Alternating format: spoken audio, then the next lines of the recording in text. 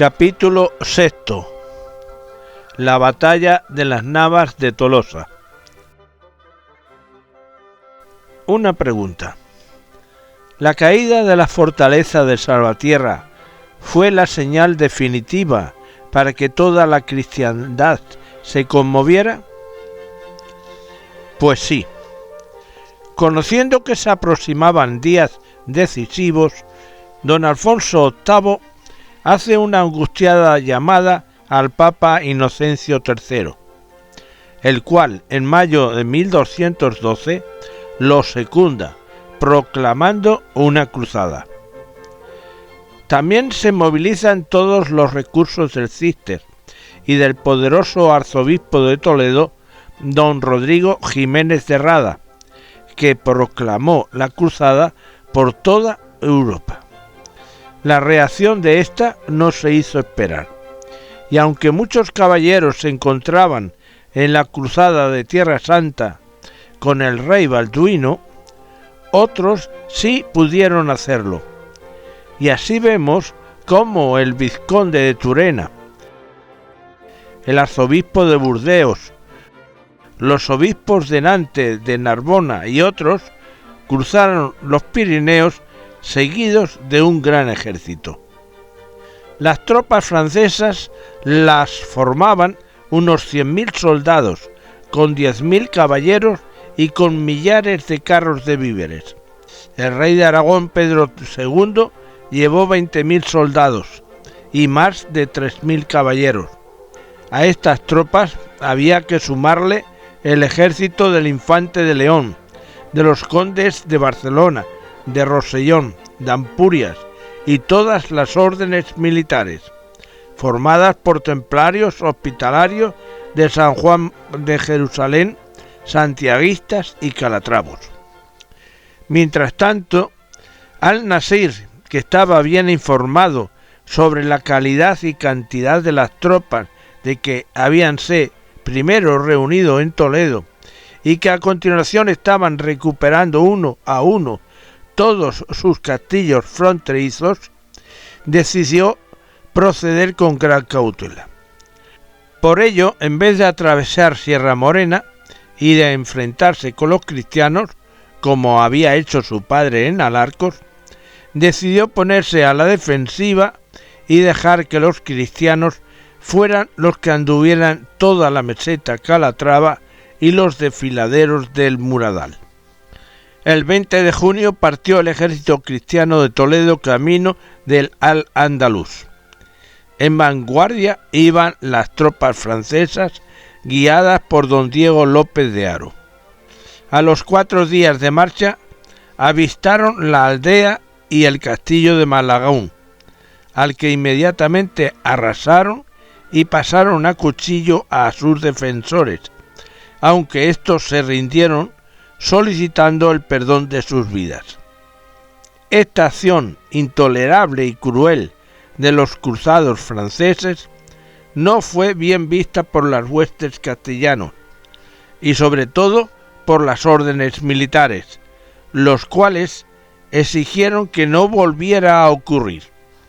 Estas discrepancias, los manifiestos problemas de abastecimiento y el calor de la meseta castellana hacía que la convivencia entre ambos ejércitos cristianos fuese conflictiva y tensa. El cuerpo expedicionario llegó a las proximidades de Calatrava y acampó convenientemente, y durante 3 días sus jefes estudiaron el plan de ataque. Era una importantísima plaza, bien abastecida, además estaba defendida por el más experto guerrero de la frontera, el famoso Abu Kadí.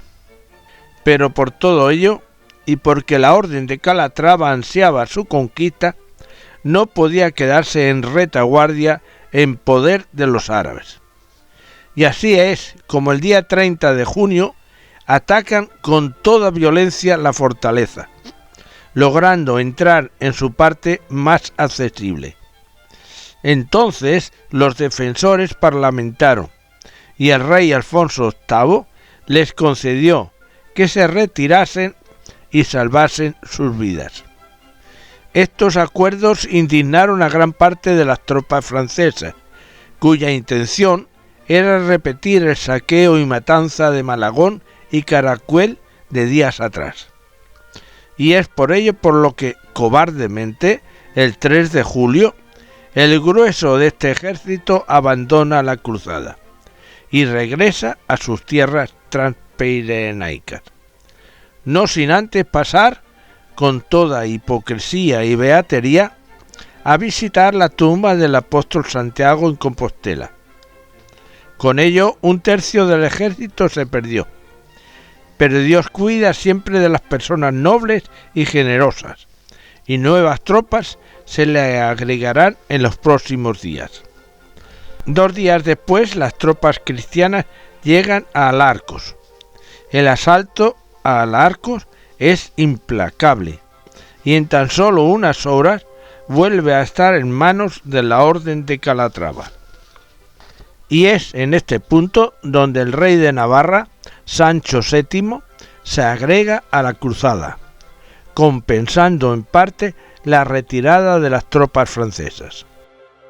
En el amanecer del día 9 de julio de 1212, al pie de las ruinas del castillo de Salvatierra, todas las huestes allí congregadas fueron revisadas por los reyes Alfonso VIII de Castilla, Pedro II de León y Sancho VII de Aragón.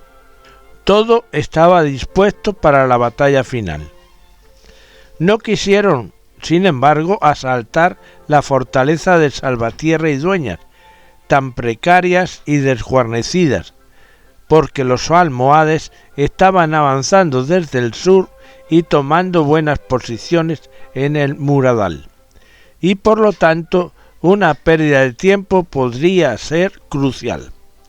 Sierra Morena era ahora la barrera entre cristiandad e islam. Los infieles se habían situado frente al desfiladero de la Losa, tan inaccesible y difícil, que con solo 1000 hombres podían defenderlo contra todo un ejército, y, seguros de su privilegiada posición, esperaban confiados y detener el impulso de sus adversarios, obligándoles a meterse por los desfiladeros, donde serían fácilmente diezmados. El día 11, el ejército cristiano acampó en las Fresnedas, y desde allí don Diego López de Haro envió a su hijo don Lope con un destacamento a las alturas del puerto de Muradal, que hoy llamamos de Peñaperros, para que viese la situación de los almohades y tomase posición de la meseta que allí existe. Al día siguiente llegó el resto del ejército al pie de Sierra Morena, y un refuerzo se unió al grupo de Lope, viniendo el resto el día 13 a acampar en dicha meseta. Desde allí se dominaba con toda claridad el castillo de Ferral, adelantado de Sierra Morena. Cuando sus defensores vieron a todo el ejército cristiano allí enfrente, rápidamente se replegaron hacia el sur, con lo que los cristianos ocuparon el castillo sin combatir. Los dos ejércitos estaban ya enfrentados.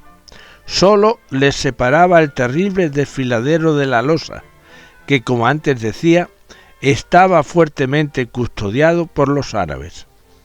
Se convocó entonces en la tienda del rey de Castilla consejo de reyes y señores. Y se cuenta, no se sabe si es leyenda o realidad, que en ese momento de tanta incertidumbre, un pastor solicitó ser recibido por el rey, y que, ya en su presencia, le propuso ser su guía, pues conocía unos senderos por los cuales, dando un rodeo, se podrían alcanzar las alturas vecinas, y eso daría al ejército cristiano el dominio de la situación.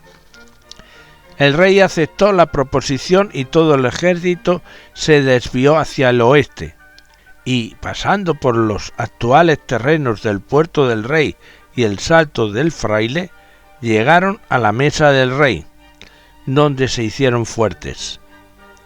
Los moros, que antes creyeron llenos de regocijo que los cristianos se retiraban y pensaron optimistamente que huían aterrorizados, tarde se dieron cuenta de su error, y no pudiendo oponerse a la maniobra del ejército cristiano, abandonaron los desfiladeros en que se habían emboscado, y donde la situación se les hacía ahora muy peligrosa. Se retiraron entonces precipitadamente hacia la vertiente meridional de la sierra, sobre el vasto territorio de las Navas de Tolosa. Todo el ejército musulmán vino a concentrarse allí, sobre un montículo al amparo del puerto del Muradal y del Cerro de la Cruz o del Rey, junto al castillo de los omeyas, que guardaba y defendía los accesos a la misma Navas. El emir Mohamed Ben Yaqub hizo disponer su tienda de terciopelo encarnado con perlas y flecos de oro. Habiendo perdido su privilegiada situación, Al-Nasir reaccionó mandando algunas columnas de caballería y arqueros para hostigar a los cristianos. Con ello pretendía no dar tiempo a los cansados cristianos y a sus caballerías a que se repusieran de la caminata. Pero los reyes cristianos no cayeron en la trampa, y sólo se redujo este enfrentamiento a pequeñas escaramuzas. Llegó el día siguiente, el 15 de julio, y el ejército almohade se formó en orden de batalla, pero los cristianos no respondieron a ella, pues era domingo, y optaron por dedicarlo especialmente para preparar sus almas. Bien sabía que para muchos de ellos eran sus últimos momentos para preparar su libro de la vida. Qué noche más larga debió parecerles a todos aquellos guerreros. Qué pocos lograrían conciliar el sueño en los campamentos de las Navas en aquella noche del día 15 de julio de 1212.